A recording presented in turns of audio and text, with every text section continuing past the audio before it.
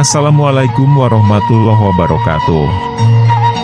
Wilujeng patepang Dewi Sareng Mang Augustin. Palamitra anu dipihormat dina denget ayuna simkuring Mang Augustin masih medar dongeng dina carios Si Geot, Yasana, Kang Heri Supriyadi. Pihatur raubu nuhun oge ka asadayana anu parantos berkontribusi like, komen, subscribe sareng share channel Dongeng Mang Augustin. Nyangga keun carios nyambung, mugi tiasa ngahibur, nyandak pelajaran, oge nyandak mangpaat saseurna. Kirang langgungna disuhun keun karidoana tur tiasa jembar manah ngahapunten sagala rupi kalepatan tur kakirangan. Mugia janten panghibur kana kalbu pangbeberah kana manah. Sareng mugia katampiku sadaya kadang wargi, sok sanaos sieu carios Sunda buhun. Mangga nyangga keun. Si Geot bagian ke-58.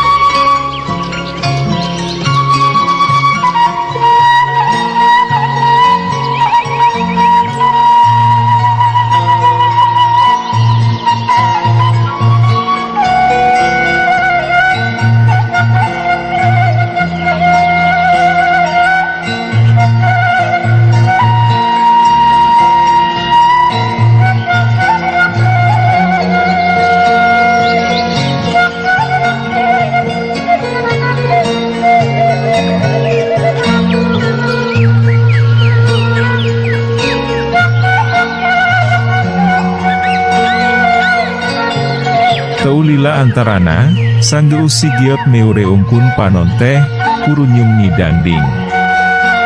Ngadon ngajanteng pikeun sakedapan maah, bari niuteup pangawakan bayuhyuh anu katembongna geus ngageubra.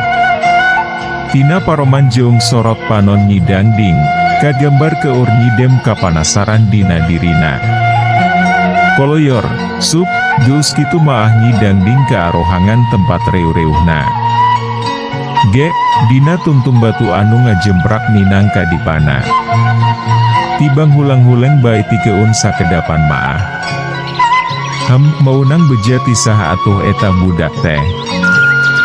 Moal kitu ari ti nu jadi kolotna maah, atawa ti kulawargana Sinarti? Tapi, mustahil, da perkara Ki Ageung laya maah ngan ukur bangsa gegeden anu nyaraweunana oge. Sajabati eta, da geus mangratus-ratus taun lilana deuwih, gerendingnya nyidangding bari rada kurang kerung meres uteupna. Ari Si Geot, sanggeus nyidangding ngoloyor ka arohangan pribadina teh malah beunta deui, ngadon hulang-huleng salila-lila. Kuniang, antukna mah cengkat. Gek, sila ipis. Saliwatan mah teuteup Si Geot siga nu kosong, padahal keur nembus keun panempona. Dina tetempoan Si Geot, katembong nyidanding geus ngarengkol di pangsareanana. Ki Wulung Sugih, si pancung jeung dua baladna oge geus ngarampih ka pangreu-reuhanana. Raup, geus kitu maah Si Geot meure ungkun panona. Dua dampal leungeun nangkarak sarta numpang dina luhur pingpingna. Dina sikap awakna anu sarupa kitu, ari paniatan jeung cipta rasa maah museur ngahiji keun lahir batin jeung sakabeh alam, serta masrah keun diri ke anu maha ngawasa sagalana. Sanggeus aya kana sababaraha kedapanana, taya nu aneh, teu katembong nanaon ari ti luar maah, kayaan awakna oge biasa bae. Tapi, ari anu keur karasaku si Geot maah lain deui, dina mangsa harita teh karasa pisan aya hawarosa anu pating saleor muteran dirina.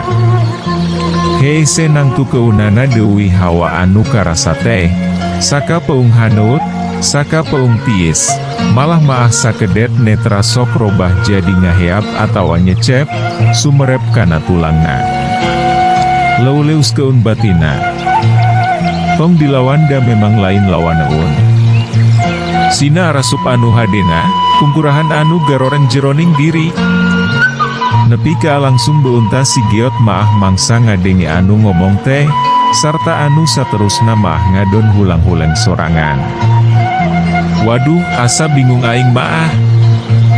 Sidik pisanda, anu cikeneh ngomong teh aing keneh. Tapi, naha, bakatku bingung sigana maah, sajeroning hulang-hulengna teh nepi ka ateu sadar si Geot maah ngajenggut bukna sorangan. Tapi, teu lila kituna teh. Reup, si Geot neureungkun deui sapasang panona, kalayan sikep awak anu teu jauh beda jeung samemehna. Sanggeus lumayan lila antarana, kadenge soraki wulung sugih jeung si pancung katut dua baladna, pating ke uleweo di luar onbuha. Ngidangding anu tayohna maah caan tibra-tibra teuing sarena, nepi ka langsung morejat sarta gura-giru murukana datang nasora. Teu sadar sigana teh, rohangan tempat sarena si Geot maah diliwatan kitu bae. Sanggeus aya di luar onbuha, siga anu pohara pisan rewa seunana nyidangding maah, sabab kaayaan alam teh bet dumadakan pika keueungeun. Angin ngagelebuk pohara pisan tarikna. Tatangkalan anu aya di luhureun eta jurang oge loba anu pating dorok-dok. Sajabat ti angin anu ngalebuk, cahya kilat oge nepi ka apating barasat, disusul ku pating beledagna sora guludug. Padahal, eueuh piujaneun ari nempo tina ciri-ciri alam maah, da langit oge lenglang baranang beentang. Aya naon ieu teh? Nyimas, tanya Ki Wulung Sugih sanggeusna gura-giru nyamper keun heula. Si pancung jeung dua baladna anu nalutur keun Ki Wulung Sugih maah tibang nareu teup, siga anu ngahaja ngadagoan jawaban ti Nyidangding. Reup, Nyidangding paureum, kalayan teukung si lila oge geus beunta deui. Nyanana haon atuh ieu teh? Da jelas lain pagawean dedemit. Nyidangding satengah tumanya kaadirina sorangan. Ki Wulung Sugih jeung nu sejena maah tibang silih reret bari jeung semu kurang kerung. Raup, Nyidangding neureungkun deui sapasang panona, kalayan teu lila antarana oge geus beunta deui.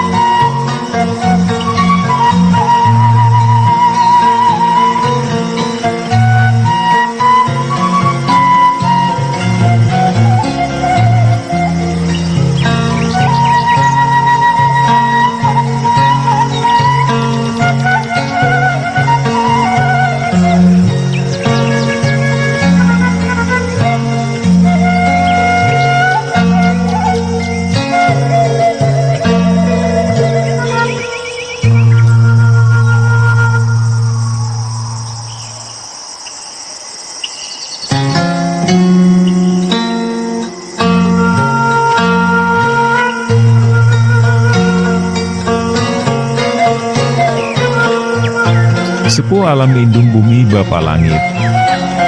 Pomatong deleka. Kapanan naranjung janji. Taroet kanu kawasa.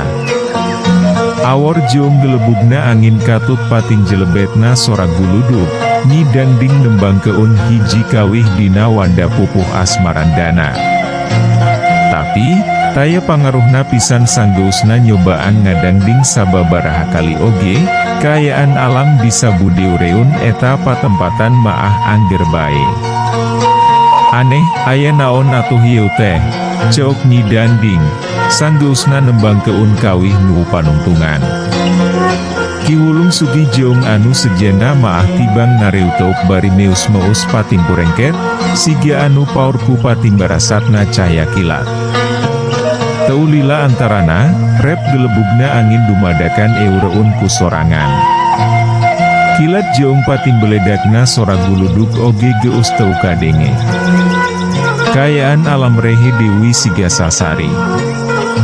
Hayu, urang talungtik kayaan di luhur, bisi aya jelema anu boga niat deleka. Nyidangding rutret ka anu diajak nyaritana. Heuk dupi jang geot moal diwartosan heula, nyimas, tanya si Pancung. Teu kudu. Da. Nyidangding henteu kebat nyaritana, sabab kaburu kareret aya anu ngurunyung ti jero guha. Si geot. Emang kali haki, teu acan karulem, tanya si geot, bari katembongna siga anu semululungu. Dagoan di dieu.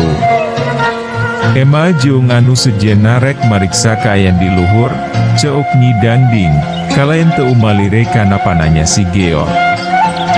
Aya naon, Ema? Jorelat jeleng. Teu kungsi nembalan heula, kebat bae geus kitu maah nyidangding ngajorelat sarta gujlang-gajleng muuru beung ngeut jurang, ditalutur keun ku Ki Wulung Sugih jeung si Pancung katut dua baladna. Tibang nempo keun bae ari si geot namaah. Mencar, pariksa sabudeureun ieu patempatan. Nyidangding langsung mere parentah, mangsa geus ninca keun sukuna di sisieun beung ngeut jurang. Ki Wulung Sugih, si Pancung katut dua baladna, harita keneh bur berseja nohonan parentah. Nyidangding oge teu cicingeun, kebat bae milu mariksa kayaan di sabudeureun eta patempatan. Tapi, sanggeus kabeh imaut dipariksa oge, weleh teu manggih nanaon, malah maah teu kungsi nimul tapak jelema acan. Antukna maah nyidangding jeung anu sejena marulang dewi ka dasar jurang. Teu kungsi loba ngawangkong heula, kebat bae nyidangding maah ngojengkang ka jero guha. Ari geus kitu maah Ki Wulung Sugih jeung anu sejena oge langsung lusles teuing ka amanah. Sameme ngoloyor ka rohangan pangreu-reuhanana, nyidangding nyempet keun heula nempo si geot, kasampak teh geus ngageubra di tempat pangsareanana. Tibang niuteup sakeudeung nyidangding oge, sarta anu saterusna maah kebat bae ngoloyor ka rohangan pribadina. Wanci pauting geus indit mawa poekna, mangsa beurang ngurunyung nyuguh keuncaan. Kitu jeung kitu ti mimiti dicipta, salawasna taet kana parentah ti Nu Maha Kawasa.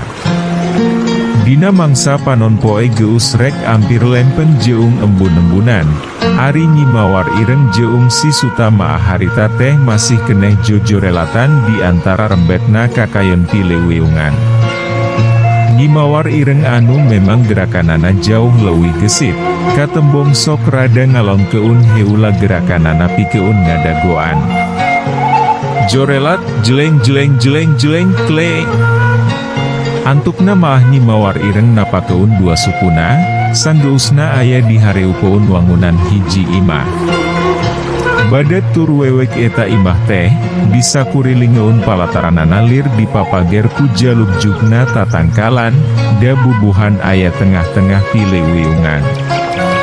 Hayu. Nimawar ireng umajak ka Sisuta, anu harita geus ngajega di tukang Yunana. Sisuta tibang neu teup teu nembalan, malah maah henteu kungsi unggeuk acan. Sanggeus Nimawar ireng ngojengkang ka atepas imah maah, kebat bae Sisuta oge nutur keun. Ge, duanana dari pahareup-hareup. Nengsi. Nimawar ireng ngajurook nyalukan hiji ngaran. Teu lila antarana, kurunyung saurang-saurang awewe tengah tuh ti jero imah. Nepi ka pohara ngajenghok sarta siga anu pohara si uniunana eta awewe anu disebut Nengsih teh, mangsa nempo dedek jeung rupaan Sisuta anu sakitu pika gilayunana. Ah, eu. Pamawa keuncai, lain malah awewe kitu. Eu, mangga, nyai. Sanggeus ngomong kitu nate, gura-giru bae Nengsih maah ngoloyor Dewi ka ajero imah. Dina waktu anu nganukur sakeudeung, Nyi Nengsih geus ngurunyung Dewi. Mangsa neudeun dua bekong anu dibawana teh, masih keneh atra kasiun dina paroman deung ngeut Nengsih maah. Ari Nimawar ireng jeung Sisuta, barang sok oge, langsung bae pating laleguk, kalayan katembongna siga anu geus haranang pisan. Ari si Rustam keamana, tanya Nimawar ireng, sanggeus neudeun Dewi bekongna. Memheu nuju ka lembur, kapanan di piwarang balanja tea. Oh, enya. Maneh teu kudu sieun. Ieu budak ngaranna Suta. Ti semet ayeuna, si Suta cicing jeung kaula. Linggih di dieu, nyai. Nengsih siga nu rewas tur kasiunan. Heu oh. Tenang wiceu kaula oge teu kudu sieun. Suta hieu Nengsih badega kaula. Lamun butuh nanaon maah kari mentawi ka inyana. Si Suta tibang unggeuk ditungtungan ku ngareret ka Nengsih. Nengsihna mah nepi ka asepa mangsa direret ku si Suta teh. Suta dagoan heulawi di dieu, nya. Kaula mah indit heula, aya kaperluan, ceuk Nimawar ireng Dewi. Bak badi keamana, nyai? Nengsih gancang ngilengkeung, sarta beungeutna katembong mingkin sepa. Rek ka walanggeni. Tong sieun ceuk kaula oge, da moal nanaon. Peleduk puer. Sangeus ngomong kitu nate, harita keneh Nimawar ireng robah wujud jadi haseup hideung, anu saterusna muterlir angin puyuh, sarta kebat ngawang-ngawang ninggal keun eta patempatan. Si Suta nepi ka molohok nempo kitu teh. Ari Nengsih biasa bae, gatayohna mah lain karek harita nempo kajadian anu sarupa kitu teh. Tapi, ari kasiunna ku si Suta maah ningkin atra katempona. Tong siun, uing maah moal nanaon, pan maneh maah badega Nimawar ireng. Sora si Suta rada beurat sarta semunga gereng. Enya. Teu malire Dewi ka anu keur ngaleleper, ngan goleda gue geus kitu maah si Suta ngagoler keun awak. Borora hayang ngajak sigana teh, gura-giru bae Nengsih maah ninggal keun si Suta ka ajero imah. Pantona oge teu poho dipeundeut keun, sok sanajan teu kadenge ditulakan. Ari Nimawar ireng, mingkin lila teh mingkin gancang ngawang-ngawangna, nepi ka antukna maah dina waktu teu lila-lila teuing oge geus aya di luhureun karaton walanggeni. Seot, nyirorot, nembus suhunan wangunan karaton. Jelek. Nimawar ireng robah Dewi kana jirim awewe, sanggeusna aya di rohangan utama karaton.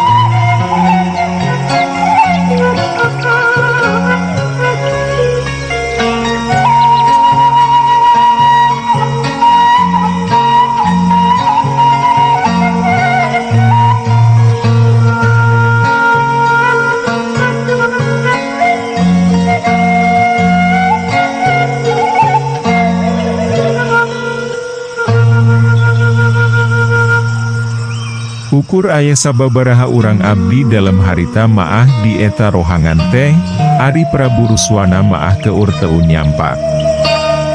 Mangsa nempon wu anyar datang, sababarah urang abdi dalam langsung rarengkuh siga anu ala jerih pisan. Mana Prabu Ruswana? Nyi Mawar ireng rutret ka anu diajak nyaritana. Nuju di rohangan pribadina, Nyai.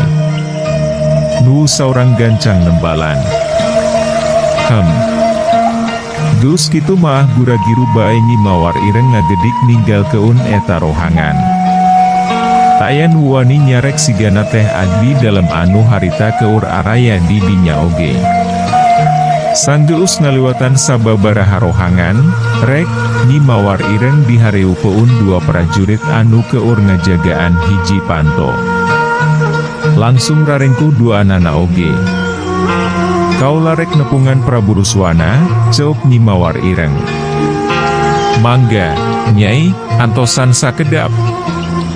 Sanggeus nembalan kituna teh, kebat bae salah seorang prajurit muka keun panto, sarta gura-giru ngoloyor ka jero rohangan.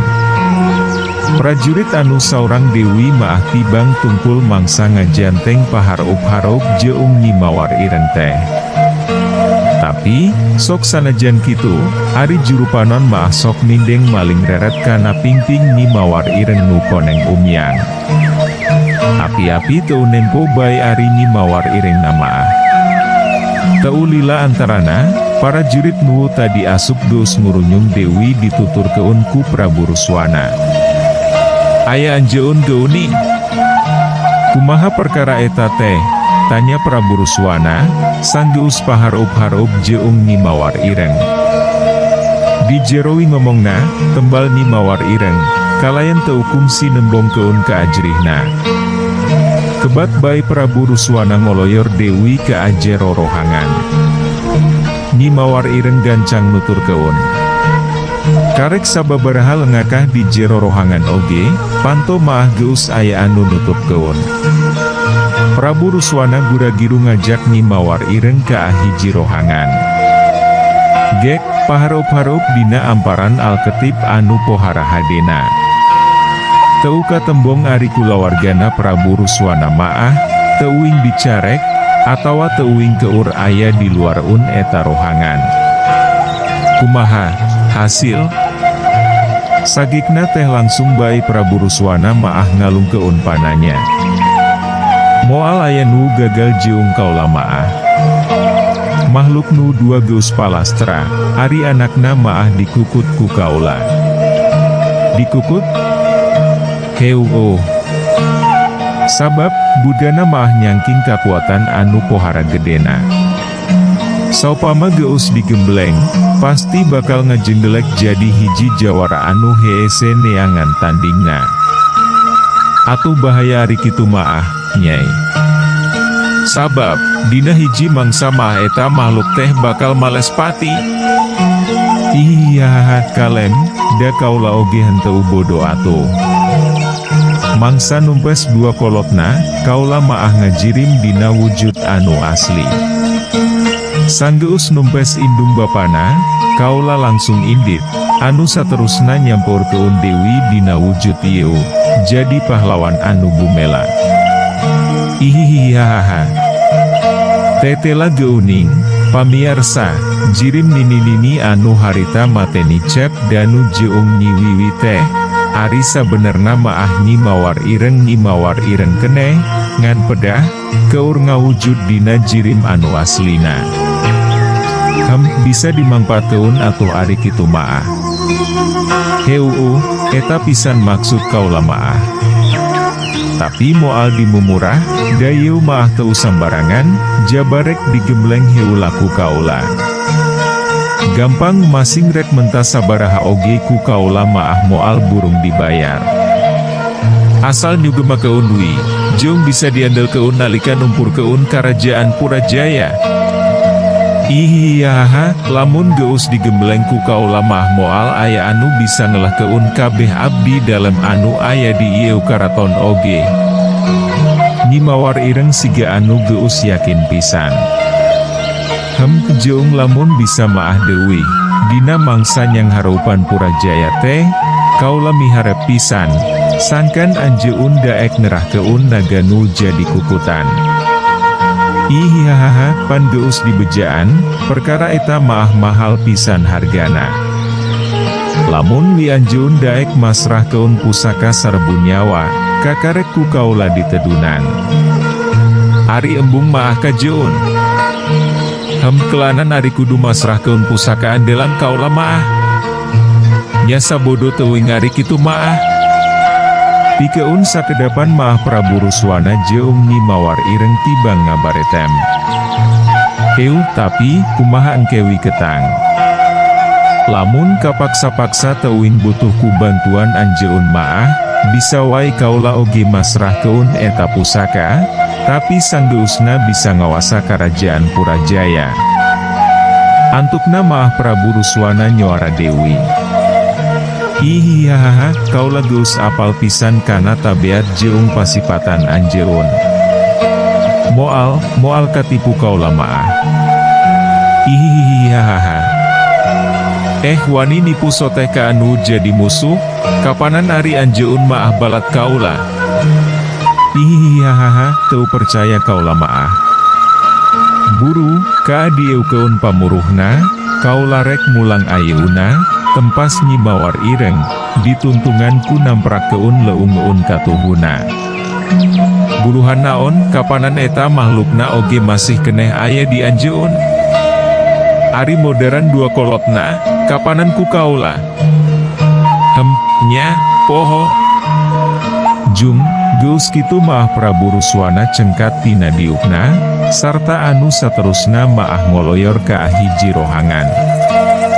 Sajeroning ngadagoan, Nyi Mawar Ireng maah meus-meus unggut-unggutan bari surangah serengeh sorangan. Teu lila antarana, Prabu Ruswana geus nyampurkeun Dewi. Song, masrahkeun kanjut kundang anu ukuranana lumayan gede. Teu kungsi nempoan heula eusina Nyi Mawar Ireng maah mangsa eta kanjut kundang geus aya dina cekelanana teh, tibang dirarasakeun diuratna bae. Nyeh, seuri sorangan. Peleduk kuer. Selesep, les. Teu kungsi amitan-amitan acan, geus kitu maah kebat bae Nyi Mawar Ireng robah wujud jadi haseup hideung niuni angin puyuh, sarta anu saterusna maah nyelesep kana sela-sela jandela anu aya di eta rohangan, nepi ka antukna maah ngiles tina paneuteuk Prabu Ruswana. Waktosna seep. Caak hanca. Urang simpen di handeuleum si paragi nyokot ninggal keun, enjing urang sampeur Dewi, hapunten palamitra kanggo nyumangetken sim kuring, Mang Augustin ngadongeng teh, nuhun keun di subscribe, di like sareng di komen, atanapi di share manawi masih aya keneh nuresepeun kana dongeng, supados teu kakantun carios salajeungna. Mangga permios. Anu gereulis karasep anu hoyong carita kisah kasih dinamika romantis remaja. Mangga dangukeun carios nyambung bentang pasantren. Nutos sarpu gengadangu carios ieu maah bakal kabawa asa ngora Dewi. Kangge nu resep cerita silat. Mangga dangukeun Amjar lawan Raja Bangsat sareng Rawarontek di channel YouTube Mang Augustin.